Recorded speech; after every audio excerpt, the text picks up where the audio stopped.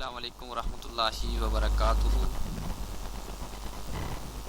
ناظرین، کامیابی اور خوشحالی حاصل کرنے سے پہلے ہم چاہتے ہیں کہ پوری دنیا ہماری صلاحیتوں کو مانے، ہم ہر میدان میں فتح کا جھنڈا گاڑیں اور ہر خاص و عام میں ہماری شہرت ہو، لوگ ہمیں عزت دیں، ہم معاشرے کے لیے ایک اہم فرد ہوں، گھر سے لے کر شہر کے تمام افراد ہماری تعریف کریں، ہمارا نام تاریخ کی کتابوں میں رقم ہو۔ لیکن ان تمام خواہشات کو حاصل کرنا ناممکن لگتا ہے۔ آخر اس کی وجہ کیا ہے؟ ہمیں یہ حاصل نہیں ہوتا، یہ جاننے کے لیے آپ اپنے دل پر ہاتھ رکھیں، دل پر ہاتھ رکھ کے خود اپنے آپ سے پوچھیں کہ کیا آپ واقعی اس قابل ہیں کہ پوری دنیا آپ کے قدموں تلے ہو؟ یقین فرمائیے کہ اگر آپ سچ بولیں تو آپ کا جواب نہیں ہوگا۔ اب آپ خود بتائیں کہ اگر آپ خود اس بات کا یقین نہیں رکھتے کہ آپ کامیاب شہرت یافتہ ہونے کے قابل ہیں تو آپ کی یہ خواہش فقط خواہش ہی رہے گی، کبھی حقیقت نہیں بن پائے گی۔ کیونکہ کسی بھی کارنامے کے حوالے سے یہ یقین ہے کہ میں یہ سر انجام نہیں دے سکتا ہوں تو آپ کو ہمیشہ ناکام کرتا ہے۔ اگر آپ خود پر یقین نہیں تو دنیا آپ پر کیسے یقین کرے گی؟ اس لیے کہا جاتا ہے کہ اپنے آپ پر یقین کے بغیر لوگوں کا یقین حاصل نہیں کیا جا سکتا۔ آپ اپنی ذات کو قابل احترام نہیں سمجھتے تو کوئی فرد آپ کی عزت نہیں کرے گا۔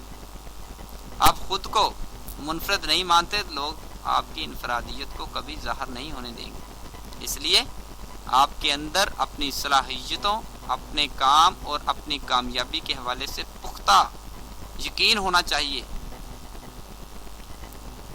کامیاب اور ناکام لوگوں کے عقائد، نظریات، بیلیو میں زمین و آسمان کا جو فرق ہوتا ہے۔ ہمارے عقائد ہمارا لاشعوری انتخاب ہوتے ہیں، ہماری زندگی کے خوابوں کو حقیقت میں بدلنے کی طاقت رکھتے ہیں۔ ہمارے عقائد ہماری سوچ عمل پر اثر انداز ہوتے ہیں، اس کو بدلنے بغیر کچھ بھی بدلنا ممکن نہیں ہے۔ یہ ایک دن میں نہیں بدلتے بلکہ کئی سالوں کے واقعات اور تجربات ان کو ایک بڑے پہاڑ کی مانند مضبوط بنا دیتے ہیں۔ اگر آپ کو یہ یقین ہے کہ کامیابی محنت سے نہیں قسمت سے ملتی ہے تو آپ محنت کے لیے کبھی تیار نہیں ہوں گے، قسمت کا انتظار کرتے ہوئے عمر گزار لیں گے۔ یہ ایک یقین آپ کو ناکام کر دے گا۔ ہمارے عقائد ان لوگوں سے مشابہت رکھتے ہیں جن سے ہم بہت زیادہ متاثر ہوتے ہیں۔ ایک کامیاب انسان کے عقائد بہت پختہ اور پیداواری ہوتے ہیں، اس لیے وہ دوسروں سے جلدی کامیابی کی تمام منازل طے کر جاتا ہے، کیونکہ یہ آپ کی ذہنی اور جذباتی حالت کو سنبھالتے ہیں۔ جو عقائد ہوتے ہیں اس کے ذمہ دار ہوتے ہیں۔ آپ کے عقائد بننے میں درج ذیل کچھ جو محرکات کا عمل دخل ہوتا ہے وہ چند یہ ہیں، آپ کے سامنے رکھتا ہوں۔ انہیں پہلا کہ ابتدائی ماحول، بچہ جو کچھ دیکھتا ہے اس پر یقین کر لیتا ہے، اس کا بلیف بن جاتا ہے۔ ایک بچے کے پاس درست انتخاب کی صلاحیت ہی نہیں ہوتی، اس لیے اس کو فراہم کردہ ماحول اس کے نظریات، عقائد بنانے میں اپنا حصہ ڈال دیتا ہے۔ دوسرا ہے کہ والدین، رشتہ دار، والدین کا کردار بچے کی شخصیت، نظریات کا لازمی جزو بن جاتا ہے۔ بے شمار والدین اپنے بچوں کو نااہل سمجھتے ہیں، اس لیے وہ بار بار اس کو احمق، بیوقوف، نالائق، ناسمجھ کہہ اس کے اندر یہ یقین پختہ کر دیتے ہیں کہ وہ احمق ہے، وہ نکما ہے۔